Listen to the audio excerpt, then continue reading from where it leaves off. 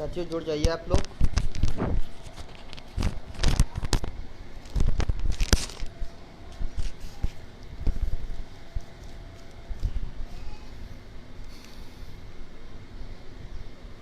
आइए जुड़ जाइए जल्दी जल्दी आप लोग। कुछ विशेष मुद्दों के साथ आप लोगों के साथ बात करनी है।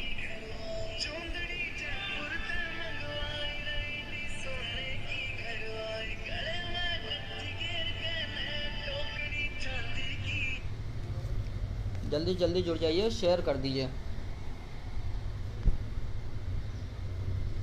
जो भी हमारे साथी जुड़ गए हैं वो जल्दी से जल्दी लिंक को शेयर कर दें, जिससे आगे की बातें जल्दी से जल्दी की जा सकें।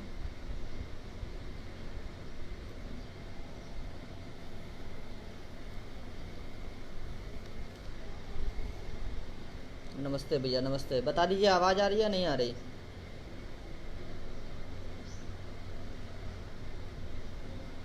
ओके अमन भाई, आवाज़ आ रही है, धन्यवाद भैया।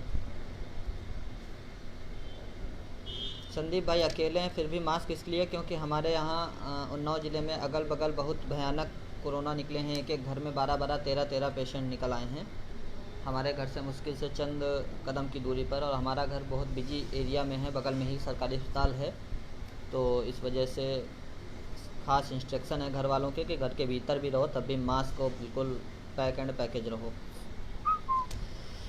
जल्दी से जल्दी। घर में कौन सा?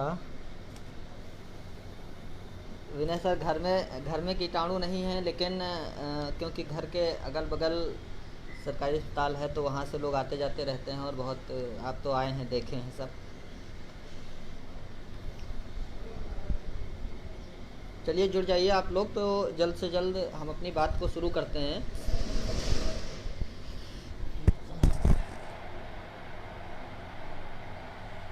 देखिए लगभग 200 साथी जुड़ चुके हैं। जो भी लोग जुड़ चुके हैं वो इसको ज़्यादा से ज़्यादा शेयर कर दें, और ज़्यादा से ज़्यादा शेयर कर दें तो जिससे हम जल्दी से अपनी बात शुरू कर सकें।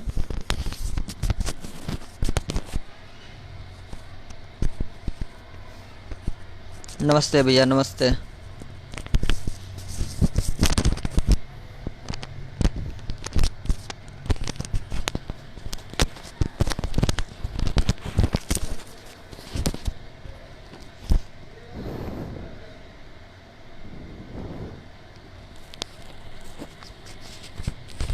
अशोक यादव भैया, याची बनना है, बीटीसी का हूँ। कोई बात नहीं, आप बीएड टीम से भी बन सकते हैं, बीटीसी से भी बन सकते हैं। जहाँ से आपको लगे कि जो लोग आपके लिए अच्छा लड़ सकते हैं आप उसकी टीम से याची बन सकते हैं। ऐसा कोई नहीं है कि बीएड वाला बीटीसी से नहीं बन सकता है, बीटीसी वाला बीएड से नहीं बन सकता है।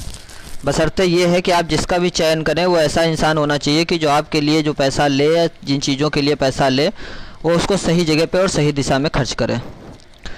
चलिए जो भी लोग जुड़ चुके हैं वो साथी जुड़ते रहेंगे धीरे धीरे। अब हम अपनी बात को शुरू करते हैं। सबसे पहले तो देखिए, आप लोगों ने देखा कि बहुत सारे मुद्दे ऐसे थे जो इस बीच काफ़ी तूल पे रहे, और हम लोग उन मुद्दों से थोड़ा सा आपस में मनमुटाव और खटास आई लोगों के बीच में। किसी ने कहा कि नहीं ये सही नहीं, किसी ने कहा वो सही नहीं है। अपने अपने तरह से हर किसी ने उसको आकलन किया कि क्या सही था क्या नहीं सही था।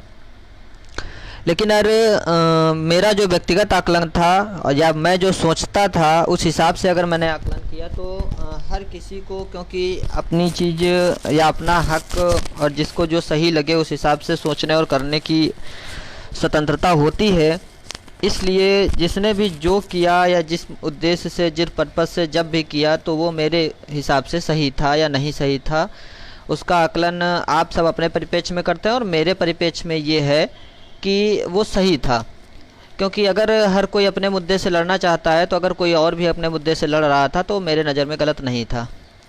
किंतु जब हमारा फिर पुनः वही मुद्दा आया कि नहीं 90-97 और बीएड और भारांक, जो कि हमारे मुख्य मुद्दे थे सिंगल बेंच से लगा के डबल बेंच से लगा के सुप्रीम कोर्ट तक की, तो उन मुद्दों पर पुनः हमें हमारी टीम का या हमारे अन्य लोगों का या हमारे साथियों का या हमें स्वयं या अन्य साथियों को स्वयं आगे आना पड़ा और उसी मुद्दे पे एक साथ आगे बढ़ना पड़ा। और ना ही मैं कभी जातिवादी रहा हूँ और ना ही मुझे जातिवाद पसंद है, क्योंकि हमारे लिए मैं कर्म प्रधान आदमी हूँ, इंसान हूँ। और इसीलिए मैं सोचता हूँ कि एक कर्म प्रधान इंसान ही मेरी नज़र में सर्वश्रेष्ठ है। मैं धर्म प्रधान कभी नहीं रहा। ना मैं ओबीसी SC ST और जनरल ये कभी मैंने किसी के बीच में ना कभी किया और ना मुझे ये सब करना पसंद आता है। तो इस वजह से मैं MRC या ओवरलैपिंग या अन्य मुद्दे जो भी चले उन मुद्दों को इस इस जातिगत मुद्दे से मैं कभी नहीं देखता हूँ। फिर जैसे अब मुख्य मुद्दे पे हम आते हैं जो हम कहना चाहते हैं। जैसे सबसे विवादित मुद्दा इसके बीच में रहा MRC मुद्दा, कि टीम के कुछ सदस्यों ने MRC मुद्दे पर ये क्यों किया या ये क्या नहीं किया, ओवरलैपिंग मुद्दा MRC मुद्दा। तो देखिए मैं कहना चाहता हूँ, हो सकता है उन्हें MRC मुद्दे से कुछ नया मिल रहा हो या टीम के लोगों को कुछ अच्छा लग रहा हो, तो हो सकता है उन्होंने MRC मुद्दे पर अपनी राय प्रतिक्रिया व्यक्त की। अब वो क्या होना है क्या नहीं होना है MRC मुद्दे पर, वो तो देखिए सारा कुछ कोर्ट से ही क्लियर है और कोर्ट से ही जो भी होगा वो होगा। हमारे आपके बीच में इससे कहने से कुछ नहीं होगा। अरुण सिंह भाई, हमारे गूगल पे पेमेंट नहीं हो रहा है, कोई बात नहीं है, आप अन्य टीम के साथियों के गूगल पे पेमेंट कर दीजिए। वो सारा का सारा पेमेंट 5 लोगों के बीच ही जाएगा और पूरी पारदर्शिता के साथ आपके बीच आएगा हमेशा। कोई ज़रूरी नहीं है कि हमारे गूगल पे आप पेमेंट करिए या इनके गूगल पे करिए। हो सकता है सर्वर की वजह से ना हो पा रहा हो या अन्य कोई टेक्निकल फॉल्ट हो, नहीं हो पा रहा, कोई बात नहीं। पंकज सर का है, अन्य हमारे टीम के लोगों का अकाउंट है, उस पर आप कर दीजिए। इसके बाद हम मुख्य मुद्दे पर आते हैं, क्योंकि MRC मुद्दा देखिए हमारा ना कभी था और ना कभी है, ना कभी टीम के लोगों का रहेगा, क्योंकि उस पर टीम के लोगों का सिर्फ सहयोग लिया गया था और सहयोग लेने के बाद हम लोग उस मुद्दे से हट गए हैं। अब हमारा मुख्य मुद्दा 90-97 भारांक और बीएड है। अब आते हैं मुख्य मुद्दे पर, जिसका आज आप लोगों ने देखा, डबल बेंच का मुद्दा, जो हम लोग जब पिछली 6 तारीख को हम लोगों को जब माननीय पंकज कुमार जायसवाल सर की बेंच से जैसे ही हम लोगों का ऑर्डर आता है, तो हम लोगों को लगता है नियुक्ति प्रक्रिया में बहुत आगे बढ़ेंगे और बहुत तेज़ी से नियुक्ति पा लेंगे। और जहाँ तक कि आप सब लोगों के सहयोग से हम लोग उस दिशा में आगे बढ़ भी गए थे और योग्यता एक बार जीत गई थी और शायद हम लोग जल्द ही नियुक्ति पा लेते। लेकिन कुछ ऐसा हुआ बीच में और कुछ ऐसी परिस्थितियां आईं जहां हम लोगों को ये लगा कि नहीं, हम लोगों को भी वहां अपीयर होना चाहिए, लेकिन सरकार वहां पे अच्छे से अपीयर नहीं हो पाई और स्टे लग गया और पुनः प्रक्रिया काउंसलिंग शुरू होने के बाद भी थम सी गई। तो अब डबल बेंच में जैसे मामला जब पहुंचा, सिंगल बेंच में मामला उत्तर कुंजी विवाद का पहुंचा, तो वहां पे उत्तर कुंजी विवाद में देखिए लोग अपने अपने तरह से आकलन उसका कर रहे हैं कि नहीं भाई, किसी को लगता है कि ये सही, किसी को लगता है वो सही, किसी को लगता है क्या सही। सरकार ने उस पर जो भी माना, या जो सही या जो गलत, उसके बाद में वो मामला लोगों को नहीं रास आया और लोग उसको लेके, या भर्ती फंसाओ दल उसको लेके कोर्ट पहुंचा और वहाँ पे एक मजबूत पैनल के साथ उसने पैरवी की और हमारे AG साहब वहाँ पे शायद जवाब नहीं दे पाए या किसी वजह से फंसे, तो सिंगल बेंच ने उनको स्टे दे दिया और प्रक्रिया पूरी की पूरी ज्यों की त्यों रुक गई।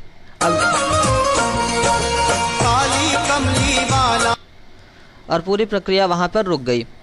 प्रक्रिया रुकने की वजह से अब मामला पूरा का पूरा शून्य होकर आके खड़ा हो गया। फिर सरकार थोड़ा सा जागी और एक्टिव हुई और डबल बेंच में आके उस प्रक्रिया को उसने चैलेंज किया कि स्टे क्यों लगा हुआ है उत्तर कुंजी विवाद पे। और वहाँ पे सरकार ने अपना मजबूती से पक्ष रखा और अपने ग्राउंड बनाए कि जो प्राइवेट पार्टियाँ थीं उन प्राइवेट पार्टियों को नहीं सुना गया, जिसकी वजह से मामला पूरा का पूरा सुना नहीं गया, कंसीडर नहीं किया गया और उस ग्राउंड पे उसको जीत मिली। और आज आप लोगों ने देखा कि सरकार को भर्ती शुरू करने का आदेश मिला है 9 जून के आदेश के तहत, कि आप 9 जून के आदेश के तहत, अर्थात 9 जून का जो आदेश था कि जिसपे सीटों को रिजर्व रखने के 37,339 सीटों को रिजर्व रख के आगे बढ़ने की बात कही गई थी, उसके तहत वो आगे बढ़ सकते हैं। उसके पश्चात अब मुद्दा जैसे डबल बेंच का ये ख़त्म हो गया, उसके बाद आते हैं हम मुख्य मुद्दे पर, सुप्रीम कोर्ट का जो मुद्दा था। सुप्रीम कोर्ट का मुद्दा देखिए कट ऑफ का मुद्दा था, तो मुख्य उसी मुद्दे पर विपक्षी पार्टियों ने हमको कट ऑफ के लिए सुप्रीम कोर्ट बुलाया। अब देखिए ये आप लोग से हम पहले से कहते आए थे कि डबल बेंच ही आखिरी लड़ाई नहीं है, हम जीतें या आप जीतें। हर कोई ये कह रहा था कि वो जीत जाएंगे तो क्या सुप्रीम कोर्ट नहीं जाना पड़ेगा, हम जीत जाएंगे तो क्या सुप्रीम कोर्ट नहीं जाना पड़ेगा। शायद हमेशा मैं ये पोस्ट पे लिखता आया कि देखिए जीत के चलें या हार के, सुप्रीम कोर्ट हम में से हर एक को चलना ही पड़ेगा। सुप्रीम कोर्ट हम में से हर एक को इसलिए चलना पड़ेगा क्योंकि कहीं ना कहीं ये हमारी भी लड़ाई है और कहीं ना कहीं ये, अगर शिक्षा मित्रों की नज़र से देखें तो उनकी भी एक अंतिम लड़ाई है। तो इसलिए शिक्षा मित्रों ने उस मामले को सुप्रीम कोर्ट ने खींचा और वहाँ पे एक बढ़िया मजबूत पैनल खड़ा किया और उस मजबूत पैनल के सहारे उन्होंने आखिरी 29 मई की सुनवाई में अपने तर्क वितर्क कुतर्क रखे सब। और उस कुतर्क में जस्टिस यूयू ललित सर ने जो जजमेंट अपना दिया और उन्होंने मांगा था कि नहीं 40-45 पे साहब आप डेटा लाइए कि कितने अभ्यर्थी पास हैं, और उस डेटा के दम बल पे शायद वो अगर नियुक्ति प्रक्रिया पूरी हो जाती तो फिर, क्योंकि शायद जस्टिस ललित सर को लग रहा था कि 40-45 पे बहुत ज़्यादा 10-12 हज़ार शिक्षा मित्र होंगे, तो 40-45 पे रिजल्ट जारी करा के आगे की प्रक्रिया शुरू कर दी जाएगी। तो उसके पश्चात जब मामला आगे बढ़ता है तो 9 तारीख का जब मामला आता है तो 9 तारीख को जब पुनः हम लोग उस मामले को सरेंडर कर देते हैं, ऐसा हम लोगों को लगा था कि नहीं अब इस मामले पे कुछ नहीं होगा और प्रक्रिया ज्यों की त्यों रहेगी, क्योंकि नई एक आईए गई थी तो ये आईए उसी में टैग हो जाएगी। फिर भी हमारी टीम में के लोगों ने ये निर्णय लिया कि एक सीनियर अधिवक्ता को खड़ा कर देते हैं जिससे कोई दुविधा ना आने पाए। हम लोगों ने वी मोहना मैम को खड़ा किया और वी मोहना मैम ने अच्छे से अपना पक्ष भी रखा, लेकिन यूयू ललित साहब के न होने की वजह से या सॉलिसिटर जनरल के न होने की वजह से वो मामला उतने अच्छे से वहाँ पे नहीं कंसीडर कराया गया और मामले पे सरकार ने कोर्ट ने 37,339 पदों को रोकने का आदेश दे दिया। अब मुख्य आते हैं सुप्रीम कोर्ट के मुद्दे पे कि रोकने का आदेश दे दिया है, उसके आगे अब क्या होगा। देखिए सिंगल बेंच का जजमेंट अगर किसी हमारे भाई ने पढ़ा होगा तो सिंगल बेंच का जो जजमेंट था वो किसी भी फैक्ट या देखिए जजमेंट हमेशा 2 तरह से बनते हैं, या तो फैक्ट पे बनते हैं या तो लॉज पे बनते हैं।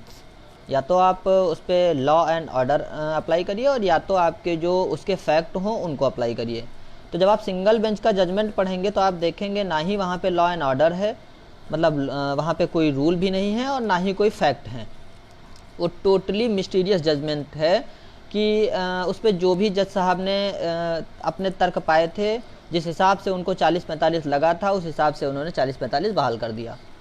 उस जजमेंट में ना ही आनंद बनाम स्टेट का कहीं पे जिक्र है, ना ही आपकी नियमावली का, विज्ञापन का, rule 14(1)(x), rule 9(a), rule 8(a), जिनके तहत आपको सारे पावर मिले हैं, स्टेट को सारे पावर हैं, उनका कहीं पर भी कोई जिक्र नहीं है।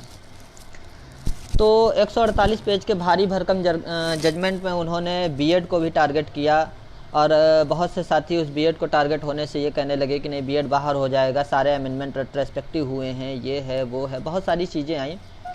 लेकिन बीएड के मामले में मैं हमेशा एक चीज़ कहता आया हूँ कि देखिए बीएड को जो कहता है कि बीएड रेट्रोस्पेक्टिव अमेंडमेंट के थ्रू अंदर आया है, तो वो सारी दुविधाएँ आपकी जो हैं वो ख़त्म हो जाएंगी अगर आप डबल बेंच का जजमेंट पढ़ेंगे।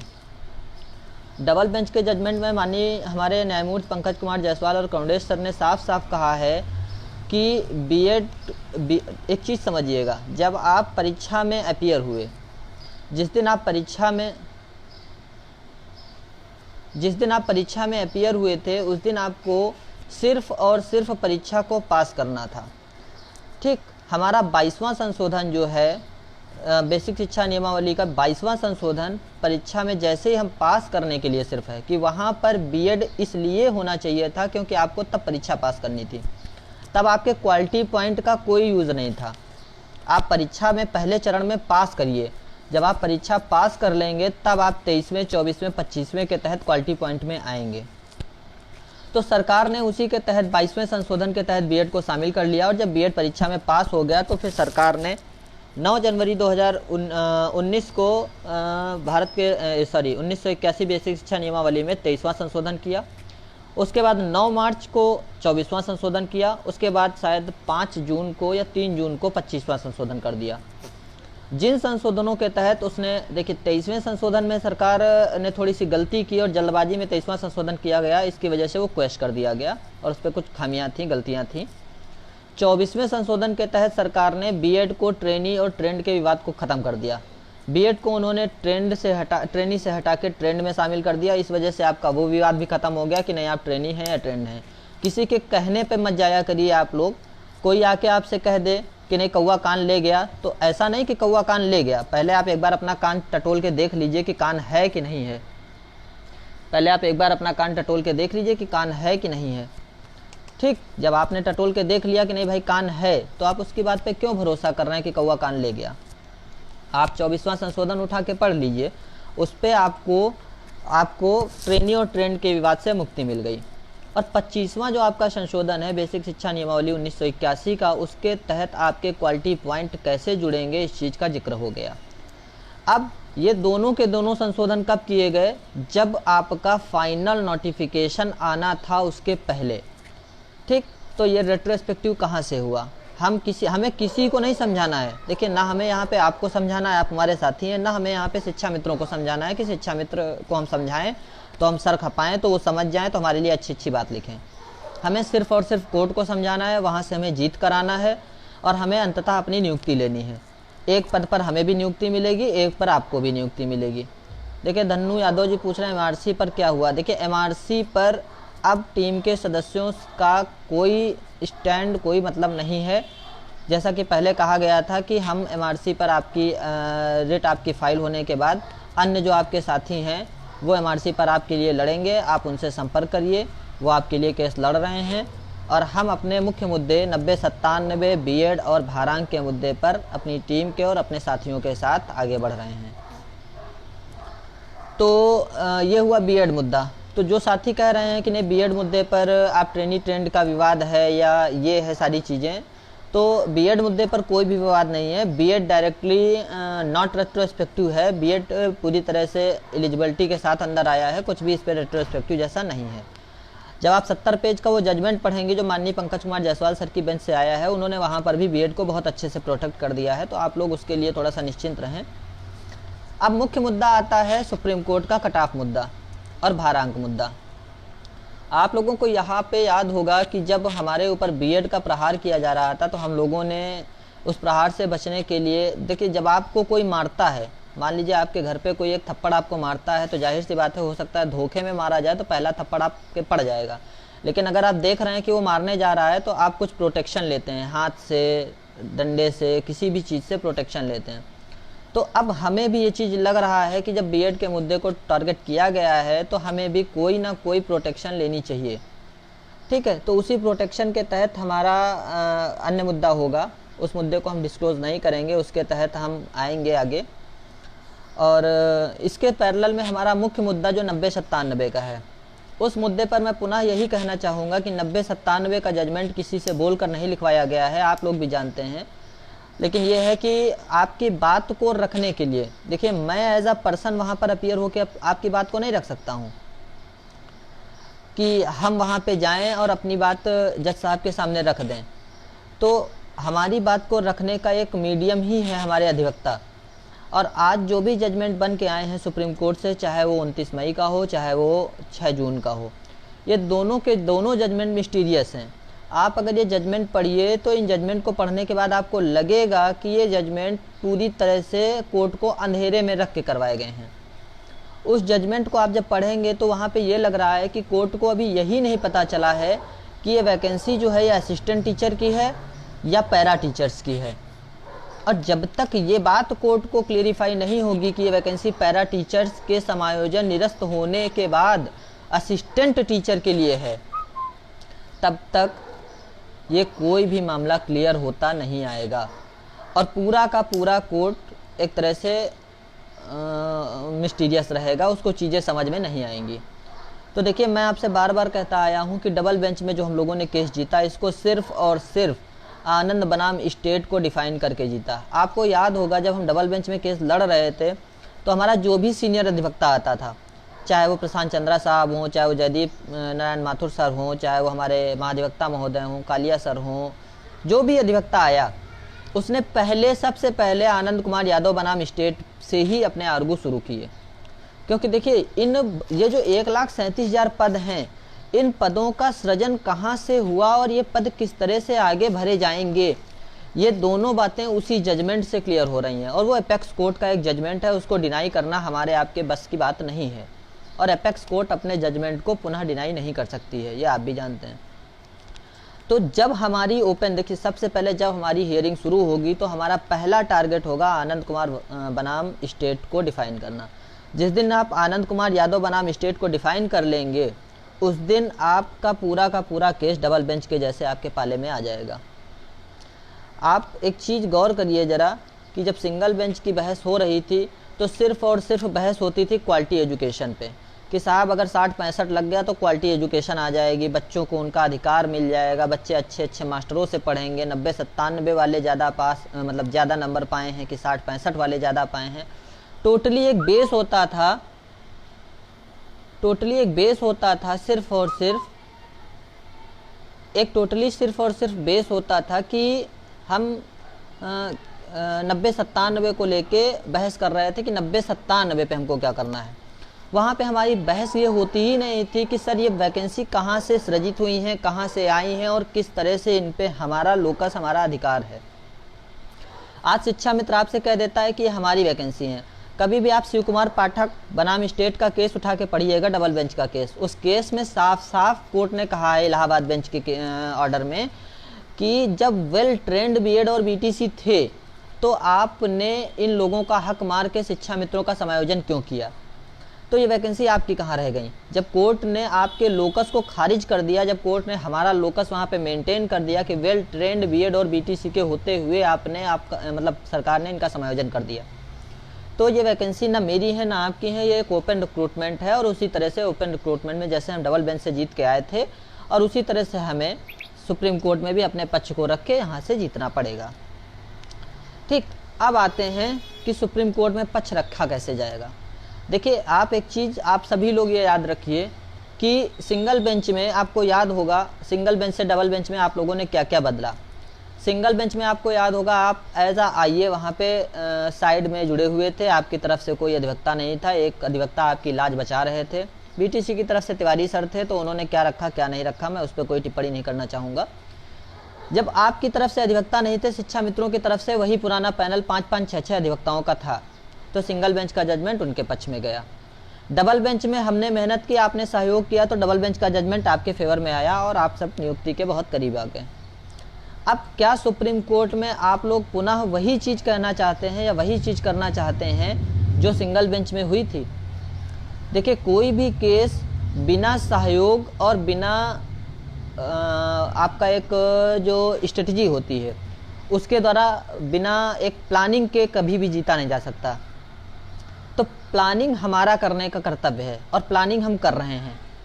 ठीक है, कल टीम के सभी सदस्य 3 दिनों बाद अपने अपने घर पहुंचे हैं। 3 दिन से हम लोग अपने AOR और कैसे क्या आगे के लिए करना है उसके लिए पूरी तरह से लगे हुए थे 3 दिन से। अब वो प्लानिंग तो हमने कर ली, लेकिन अधिवक्ताओं को खड़ा करने के लिए सहयोग आपका होना चाहिए। और शिक्षा मित्र जिस तरह से वहाँ पे अधिवक्ता होल्ड कर रहे हैं, 5-5, 6-6 अधिवक्ता उन्होंने होल्ड कर लिए हैं, तो अगर आपके अधिवक्ता नहीं होंगे तो वहाँ पे आपकी बात कौन रखेगा। तो इस वजह से जो टीम ने एक जॉइंट अकाउंट जारी किया है, हमारी आपसे पुनः सबसे निवेदन है, चाहे वो बीएड हो, बीटीसी हो, वो किसी भी टीम को सहयोग करे। मैं नहीं कह रहा हूँ कि बीएड लीगल टीम को ही सहयोग करे, लेकिन सहयोग करने से पहले एक बार ये ज़रूर याद कर लें कि किस टीम ने आज तक सबसे मजबूती से, देखिए हम आपसे सहयोग हम डायरेक्टली नहीं मांग रहे हैं, लेकिन हम ये कह रहे हैं कि आपका पैसा ऐसी जगह लगना चाहिए जो यूज़ में आए, जो ऐसा पैसा जाए कि जिससे वकील खड़ा हो सके, जिससे कुछ काम हो सके। वो पैसा ऐसी जगह नहीं जाना चाहिए जो किसी यूज़ का ना हो। आपने किसी एक टीम को पैसा दे दिया, साहब वो वकील नहीं लाते हैं, साहब उनके वकील आते हैं उनकी ब्रीफिंग नहीं होती है, या ब्रीफिंग होती है तो साहब उनके वकील ही नहीं आते हैं, उनके वकील लिंक से हट जाते हैं, या क्या चीज़ें होती हैं। अब आप लोग पिछला 6 तारीख का जजमेंट उठा के देखिए तो वहाँ पे वी मोहना मैम के अलावा शायद किसी के आर्गू भी नहीं नोट हैं, क्या चीज़ें हुई मुझे नहीं पता है। लेकिन हम टोटली यही चाहते हैं, बीएड हो, बीटीसी हो, कोई भी पक्ष हो, वो किसी पर भी भरोसा कर सकता है, लेकिन जिस पर वो भरोसा करे उस आदमी से वो ठोंक के कहे कि नहीं भाई आपको हमने पैसा दिया है तो आप वकील उतारिए, वहाँ पे सीनियर उतारिए। जब तक आप, और सीनियर ऐसे नहीं उतारिए कि वहाँ पे जाके आपने खाली खड़ा कर दिया, वो फोटो देखें और चले आएँ। सीनियर को आप बाकायदा ब्रीफिंग के सहित उतारिए। कल हमारी टीम ने ये निर्णय लिया है कि 14 जुलाई की आगामी डेट के पूर्व हम लोग कम से कम 5 से 6 बार अपने OR के बीच पे बैठेंगे। कोरोना के थोड़ा सा संक्रमण ज़्यादा हो गया है, इस वजह से हम 5 लोग और हमारे टीम के जो AOR हैं, अगर जूम ऐप से सभी लोग जुड़ पाते हैं तो सभी लोग, अन्यथा की स्थिति में हम अपने AOR से जुड़ के और कम से कम 5 से 6 बार मैं उनको 14 तारीख के पहले ब्रीफिंग करूँगा। हम सब लोग ब्रीफ करेंगे, जिससे सारा का सारा मामला अब कोर्ट के सामने ओपन होना बहुत ज़रूरी है कि साहब वेटेज क्या है, साहब बीएड क्या है, साहब कट ऑफ क्या है। ठीक, ऐसा नहीं है कि आप एक चीज़ समझिए कि ये पद होल्ड कर दिए गए हैं तो ये पद उनको दे दिए गए हैं। पद होल्ड करने का मतलब पद किसी को देना नहीं होता है। और ये आप दिमाग से कतई कतई निकाल दीजिए कि पद आपके 37,339 किसी को भी दिए जा सकते हैं। देखिए, एक भर्ती पे 2 मानक कभी अप्लाई नहीं हो सकते हैं। आप किसी स्कूल में पढ़ते होंगे, याद करिए आज के 15 साल 10 साल पहले कक्षा 5, 10, 6 में पढ़ते होंगे, 12 में पढ़ते होंगे, तो क्या वहाँ पे 40 बच्चों की क्लास में 20 बच्चों के लिए न्यूनतम अर्हतांक दूसरा होता था और बचे 20 बच्चों के लिए दूसरा होता था? कि नहीं, 20 बच्चे 60 नंबर पे पास हो जाएंगे और बच्चे 20 बच्चे बहुत अच्छे हैं तो 90 नंबर पे पास होंगे? ऐसा कभी नहीं होता था। तो कुछ लीगल फैक्ट हैं जिनके बल पे हम पुनः वापसी करेंगे। और वापसी क्या, देखिए अभी तो ऐसा कुछ हुआ ही नहीं है जिससे हम आप डर रहे हो। बस इतनी समस्याएं आई हैं कि हमारा अधिवक्ता वहाँ पे मौजूद नहीं था और हम लोग एक टॉप सीनियर पैनल नहीं खड़ा कर पाए, या हमारी तरफ से शुरुआत में श्याम दीवान सर ने अच्छा परफॉर्मेंस दिया, उसके बाद बजट ना होने की वजह से हमको भी मोहना मैम को उतारना पड़ा। आगामी सुनवाई में हमारा लोगों का ये मत है कि कम से कम 4 से 5 सीनियर्स का पैनल एक उतार दिया जाए। तो अगर आप लोग सहयोग करेंगे तो हम कम से कम इस पैनल को उतारने में सक्षम होंगे। और मैं पुनः कह रहा हूँ कि स्ट्रेटजी हमारी होगी, तैयारी हमारी होगी, लेकिन सहयोग आप लोगों का होगा। जैसे ही आप लोगों का सहयोग होगा तो उसी हिसाब से हमारी तैयारी होगी। साफ सी बात है, देखिए जितना हम घोलेंगे उतना ही मीठा होगा। ये कभी नहीं हो सकता है कि आप घोलें नहीं और मीठा भी हो जाए। अरे भाई क्यों फ़ोन कर रहे हो यार आप लोग?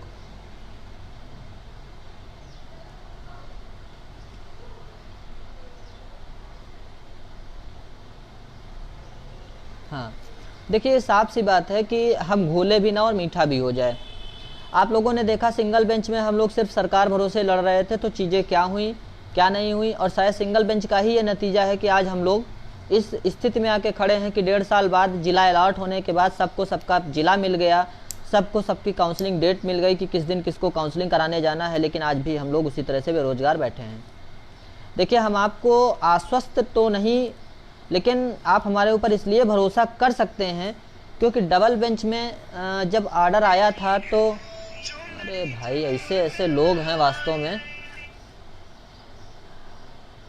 डबल बेंच में जब ऑर्डर आया था तो आप लोगों को याद होगा कि मैं अपनी पोस्ट लिखता था और शायद उन्हीं पोस्टों के परिपेक्ष में ऑर्डर आया था कि उन्हीं पोस्टों के परिपेक्ष में ऑर्डर आया कि हम लोगों ने बताया, मतलब मैंने अपनी पोस्टों के माध्यम से बताया कि आनंद कुमार यादव बनाम स्टेट जो है वो इस केस की जान है और नियमावली विज्ञापन सरकार को पूरा पावर दे रहा है कि सरकार कभी भी कुछ भी कर सकती है। और हम इन्हीं के साथ में कुछ नए तथ्य अभी जो हमने डबल बेंच में नहीं खोले थे, आपके नियमावली में ही विज्ञप्त तथ्य हैं, उनको हम अपने अंतिम पड़ाव सुप्रीम कोर्ट में लाना चाह रहे हैं और हम लाएंगे। और आप लोग भरोसा रखिए कि हम लोग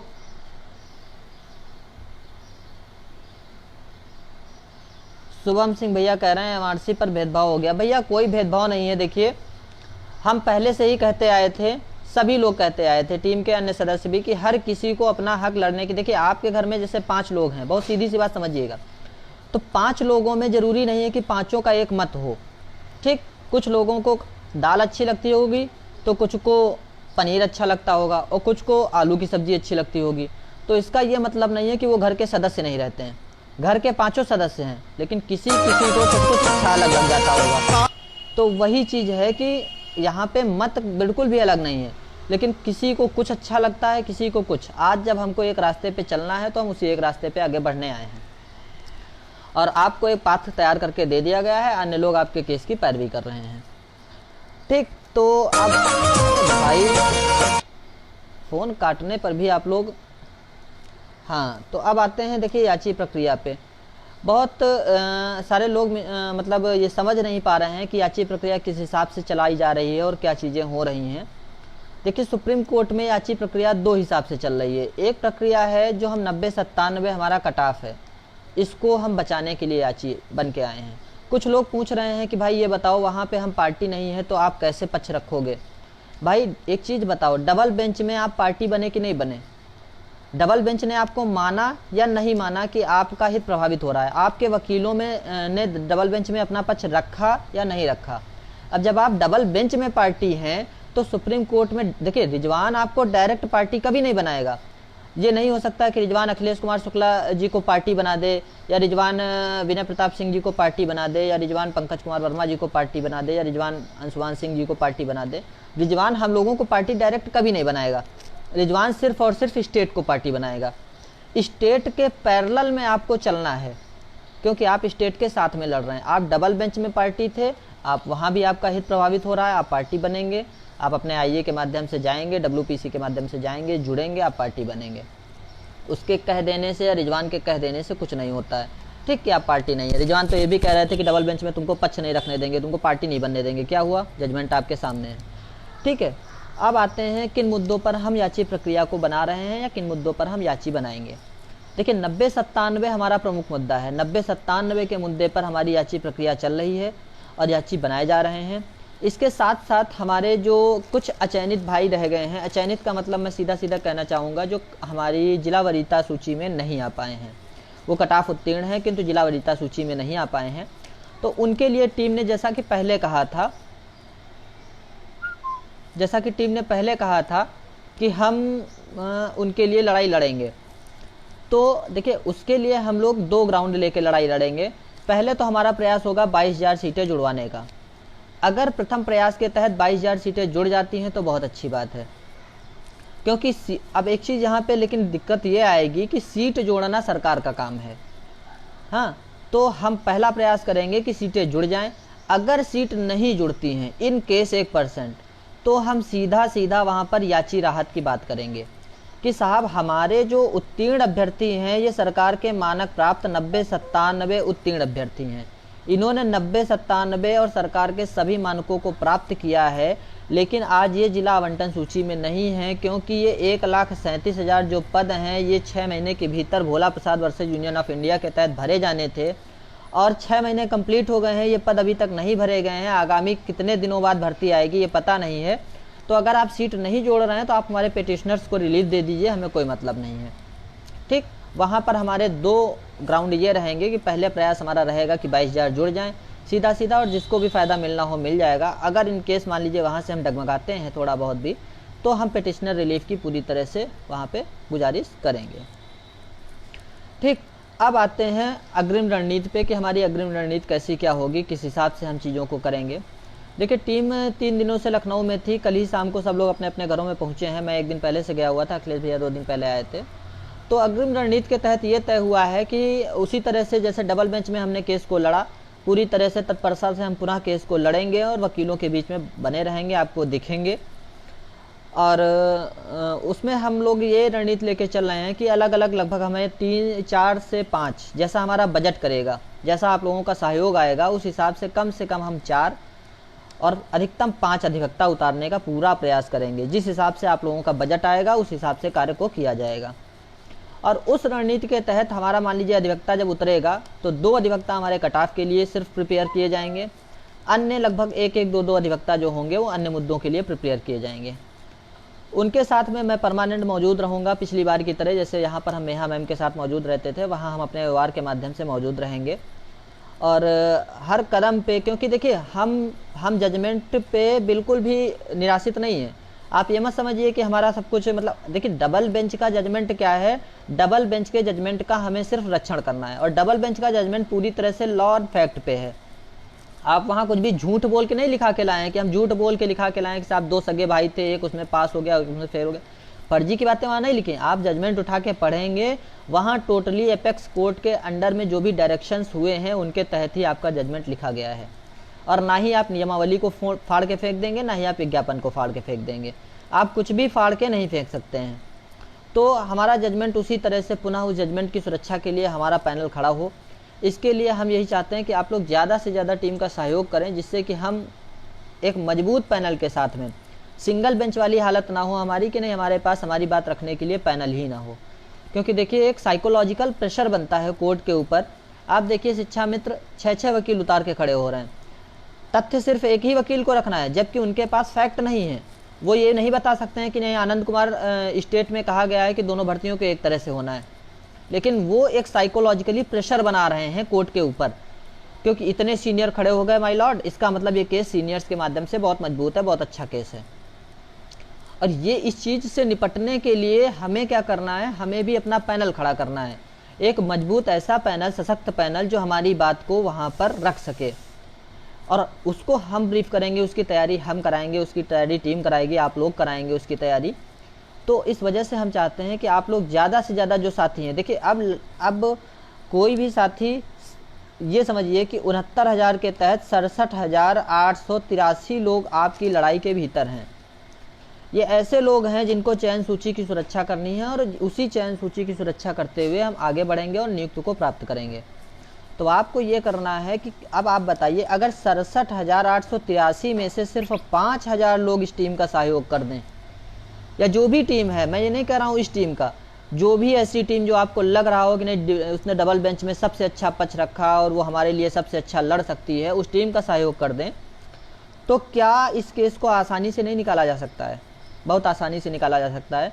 आप जजमेंट पुराने जो भी ये हुए हैं, ये क्या कहते हैं, आपका 2 दिन के जो ऑर्डर आए हैं माननीय एपेक्स कोर्ट के, आप उन ऑर्डर्स को पढ़ के देखिए तो आप खुद कंफ्यूज हो जाएंगे कि कोर्ट अभी खुद ही मिस्टीरियस है, कोर्ट को खुद ही नहीं पता है कि नहीं ये मामला है क्या, है ना। तो इस वजह से मैं यही चाहता हूं कि आप लोग अधिक से अधिक संख्या में टीम का सहयोग करें, जिससे कि हम अपने मुद्दे को कम से कम, अब इस परिस्थिति में हमको बिल्कुल भी, देखिए डबल बेंच से इनकेस अगर आपके साथ कुछ गड़बड़ होता तो एक बार आपके पास रिटर्निंग मौका होता, लेकिन एपेक्स कोर्ट से आपको रिटर्निंग मौका नहीं मिलेगा। एक फाइनल प्रहार आपको करना है, और क्योंकि आप डबल बेंच के जीते हैं, आपका कॉन्फिडेंस ऊपर होना चाहिए, और उस कॉन्फिडेंस के साथ में आपको उस जजमेंट की, उस चयन सूची की सुरक्षा करनी है। आपको कुछ नया नहीं लाना है। जिस दिन हम डबल बेंच के आदेश पे बहस कराएंगे उस दिन सब कुछ खुल के आ जाएगा कोर्ट के सामने। भाई डबल बेंच के आदेश पे ही तो बहस होगी, जिस दिन ओपन हियरिंग होगी उस दिन डबल बेंच के आदेश पे बहस होगी कि साहब डबल बेंच का आदेश सही है या गलत है। और खुद आप लोग सोचिए साइकोलॉजिकली कि डबल बेंच का आदेश कहीं से गलत नहीं। मैं पुनः पुनः कहता आया हूँ कि अगर कोई भी मिनिमम क्वालिफाइंग मार्क्स यहाँ पे लगाया गया होता और उसके बाद ये फ्लैक्सेशन किया जाता तो उसको बचाना असंभव था। 68,500 की भर्ती में यही हुआ, पहले 40-45 लगा, फिर 30-33 लगा, फिर 40-45 लगा, इस वजह से वो क्वैश हो गया, ख़त्म काम। लेकिन यहाँ पर 0 हमारे केस की धार है। आनंद बनाम स्टेट नियमावली और विज्ञापन रूल 14(1)(x) रूल 8(a), इसके तहत सरकार को पूरा अधिकार है और सरकार उसी अधिकार का प्रयोग करके आप लोगों को बचा के लाई है। हम सब साथी, हमारा मजबूत पैनल एक जजमेंट लिखा कर लाया है जिसकी की सुरक्षा हमें करनी है, और उसकी सुरक्षा में आपका सहयोग होगा और हमारी नीति, रणनीति, कूटनीति, जो भी आप कह लें, वो रहेगा। इसके पश्चात लगभग हमारी बातें देखिए ख़त्म हो गई हैं। अब आप लोगों के यदि कोई प्रश्न हो, हाँ एक मुद्दा आता है कि पेपर लीक प्रकरण पे सरकार क्या करना चाह रही है या क्या होना चाह रहा है आगे। तो देखिए पेपर लीक प्रकरण पे हमें नहीं लगता है कि अब भर्ती प्रक्रिया निरस्त होगी, क्योंकि भर्ती प्रक्रिया मानी सिंगल बेंच, डबल बेंच से होती हुई एपेक्स कोर्ट पहुंच चुकी है, और इस पर जो भी फ्रॉडियर लोग आए हैं वो फ्रॉडियर लोग डेली का डेली पकड़े जा रहे हैं, डेली का डेली पकड़े जा रहे हैं और बाहर किए जा रहे हैं। तो पूरी भर्ती प्रक्रिया तो शायद निरस्त नहीं होगी, लेकिन जो भी फ्रॉडियल गिरी किया होगा वो तो ज़रूर, जाहिर सी बात है, उस पर मुकदमा लिखा जाएगा और बाहर किया जाएगा उसको।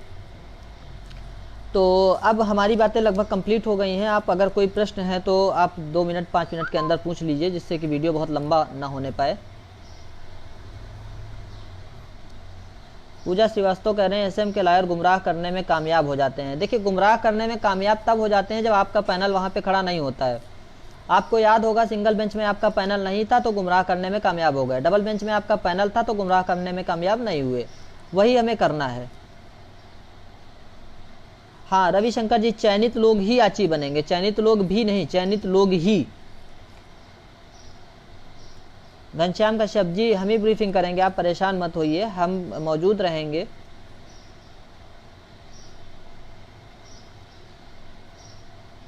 मॉडिफिकेशन की अपील शायद आज जा चुकी है। हाँ देखिए मॉडिफिकेशन के बारे में कहना चाह रहे हैं कि मॉडिफिकेशन की अपील है वो शायद सरकार की आज फाइल हो गई होगी, शाम तक फाइल होनी थी, और मॉडिफिकेशन की अपील फाइल होने के बाद सरकार वहाँ से एंटरिम रिलीफ लेने का पूरा प्रयास करेगी। अगर एंटरिम रिलीफ मिल जाती है तो भर्ती प्रक्रिया बहुत तेजी से आगे बढ़ेगी।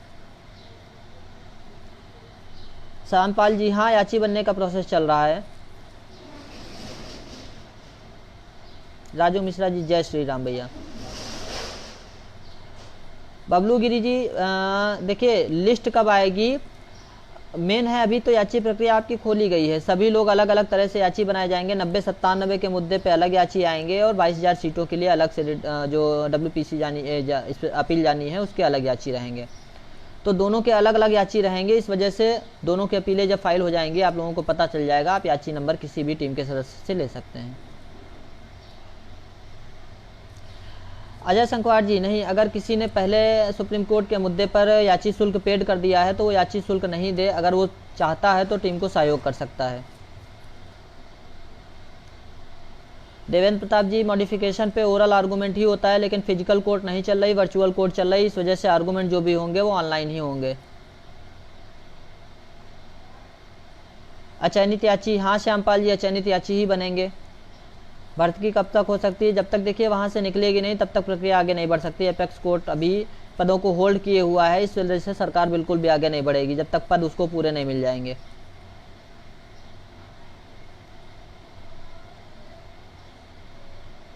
लालचंद्र जी, बार बार बोल रहा हूँ, बिल्कुल बन सकते हैं 22,000 में, मैं बता तो रहा हूँ। प्रमोद यादव जी, 22,000 के लिए ही मैं बोल तो आया हूँ, आप हमारे वीडियो को पॉज करके पीछे से देख लीजिए।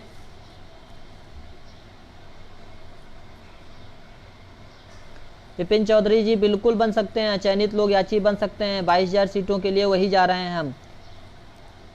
रवि दिवाकर जी, यूजीसी की रिपोर्ट का अब इंतजार नहीं करेगी सरकार, क्योंकि सरकार सिंगल बेंच के ऑर्डर पे स्टे ले चुकी है, स्टे ले चुकी है। श्यामपाल जी, आप बार बार पूछ रहे हैं, बिल्कुल कह रहा हूँ, क्या बनेगा क्या नहीं ये तो कोर्ट के ऊपर है, लेकिन हम एक अपील फाइल करेंगे, ये हमारे ऊपर है। देखिए एनओसी मैटर पे आदित्य चौधरी जी, याची लाभ की एक परिस्थिति बन के आई है, एनओसी मैटर पे याची लाभ दिया जा रहा है और अभी हालांकि उस पर सिर्फ 7 या 8 लोग हैं शायद। हाँ घनश्याम कश्यप जी, मैं पुनः कहता आया हूँ कि आप बीटीसी हैं या बीएड हैं, नन मैटर, हमारा सिर्फ एक मुद्दा है 90-97। राम राम भाई, राम राम। चलिए ठीक है, वीडियो ज़्यादा लंबा ना हो पाए इस वजह से हम अपनी बात को ख़त्म करते हैं और आप लोगों से पुनः निवेदन है कि आप लोग सहयोग करिए जिससे कि हम अपनी मजबूत रणनीति के साथ आगे निकल पाएँ और पुनः आपके बीच में अन्य मुद्दों के साथ जब कभी मौका मिलेगा तो पुनः लाइव रहूँगा। धन्यवाद।